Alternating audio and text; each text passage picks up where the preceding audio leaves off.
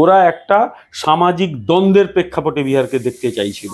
লালু যে কাণ্ডটি করেছিল 1990 থেকে 2005 পর্যন্ত গোটা বিহারে যুদ্ধ বেঁধে গিয়েছিল, বিভিন্ন কাস্টের মধ্যে কোনো কোনে রক্তারক্তি ভয়াবহ অবস্থা হয়েছিল।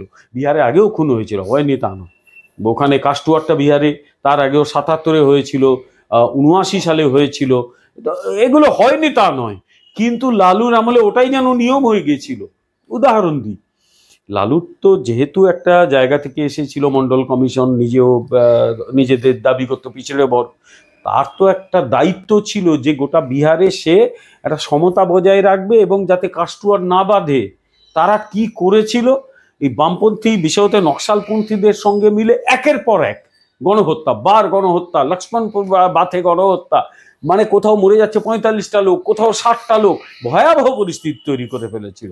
এবং এবারেও মানে গাছে না উঠতে এক কাঁদি বলে না, এবারে ক্ষমতায় আসেনি, আরজেডি লড়ছে, ওই আরজেডির কিছু সমর্থক তারা, তুমি চাইলে নেটে ওটা পেয়ে যাবে, দিয়ে বিভিন্ন সব রিল ছাড়ছিল বা ভিডিও ছাড়ছিল, হুমকি শুরু করে দিয়েছিল, হাম আয়েঙ্গে ঘরকে উঠা লেঙ্গে, ঘর সে উঠা লেঙ্গে। লালুর আমলে মেয়েরা ঘর থেকে বেরোতে পারতো না, 4টের সময় ঘরে ঢুকে যেত। এবার একটা ভিডিও দেখেছিলাম, এক মুসলিম মেয়ে, সে বলছে আমি অন্তত 4টের পরে বেরোতে চাই, আমি অন্তত টিউশনি পড়তে যেতে চাই, ওরা এলে তো টিউশনেরও পড়তে যেতে পারবো না। লালুর আমলে তাই হতো, মেয়েদের তুলে নিয়ে চলে যেত।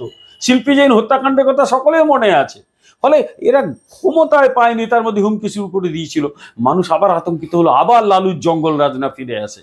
ফলে এদের পরাজয় নিশ্চিত ছিল। শুধুমাত্র আমার ধারণা ছিল 140 থেকে 45-50 বড় জোর পাবে।